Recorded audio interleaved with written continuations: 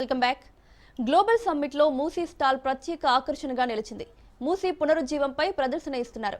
మూసీ పొడవునా వచ్చే ప్రాజెక్టులు, పార్కులను ఏవీలో చూపిస్తున్నారు. మూసీ భవిష్యత్తు చిత్రాన్ని రివర్ ఫ్రంట్ కార్పొరేషన్ కళ్లకు కట్టింది.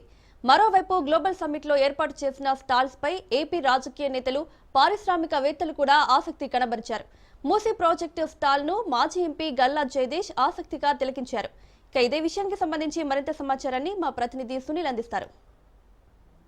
రాష్ట్ర ప్రభుత్వం ఎంతో ప్రతిష్టాత్మకంగా నిర్వహిస్తున్నటువంటి గ్లోబల్ సమ్మిట్ కార్యక్రమంలో అత్యంత ప్రధానమైనటువంటి ఎగ్జిబిషన్ స్టాల్స్. ఈ ఎగ్జిబిషన్ స్టాల్లో తెలంగాణ రాష్ట్ర ప్రభుత్వం తీసుకునే నిర్ణయాలు కావచ్చు, తీసుకున్న నిర్ణయాలు కూడా జయదేవ్ కల్లా ఎక్స్ఎంపీ గారు ఉన్నారు. సార్, ఎట్లా అనిపిస్తుంది ఈరోజు గ్లోబల్ సమ్మిట్ తెలంగాణ రాష్ట్ర వేదికగా ప్రపంచంలో ఉన్నటువంటి అంత పారిశ్రామికవేత్తలు హాజరయ్యారు, ఎలా అనిపిస్తుంది? హైదరాబాద్కి ఇదేం కొత్త ఏం కాదు.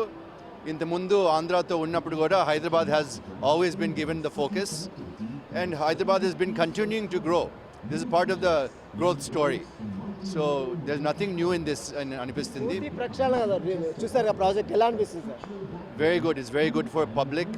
It's creating a lot of leisure spaces, a lot of beauty for the city, and also will help in some of the transport problems. Me company కూడా చాలా ఉన్నాయి. మీరు ఇక్కడ హైదరాబాద్ లో మళ్ళీ ఏమైనా పెట్టుబడులు పెట్టే అవకాశం ఉందా మీ కంపెనీకి సంబంధించి?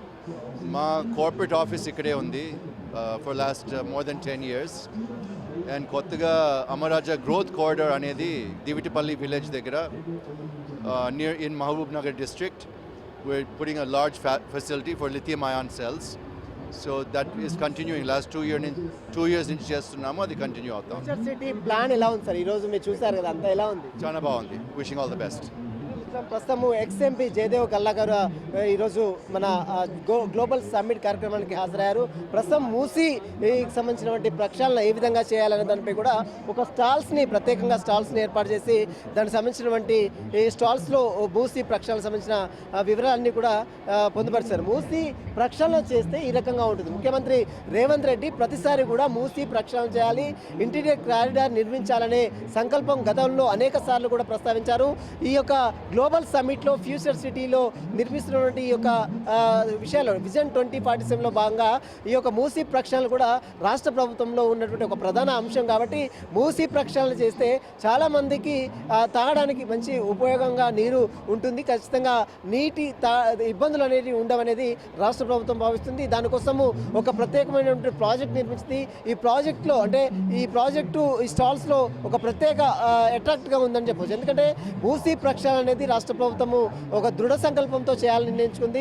ఒకవేళ 2047 నాటికి మూసీ ప్రక్షాళన చేస్తే మాత్రం ఖచ్చితంగా ఈ రకంగా ఉంటుంది.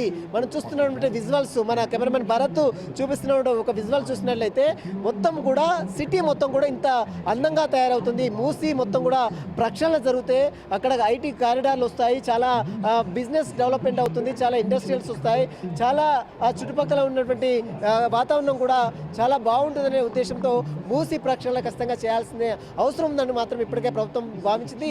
ఇందులో భాగంగానే ఈరోజు ఎగ్జిబిషన్స్లో అంటే గ్లోబల్ సమ్మిట్లో భాగంగానే ఎగ్జిబిషన్ స్టాల్స్లో కూడా మూసీ అనేది ఒక ప్రధానమైనటువంటి పార్ట్గా, ఒక ప్రాజెక్టుగా ఇక్కడ స్టాల్స్లో ప్రతిబింబిస్తున్న పరిస్థితి మాత్రం కనబడుతుంది.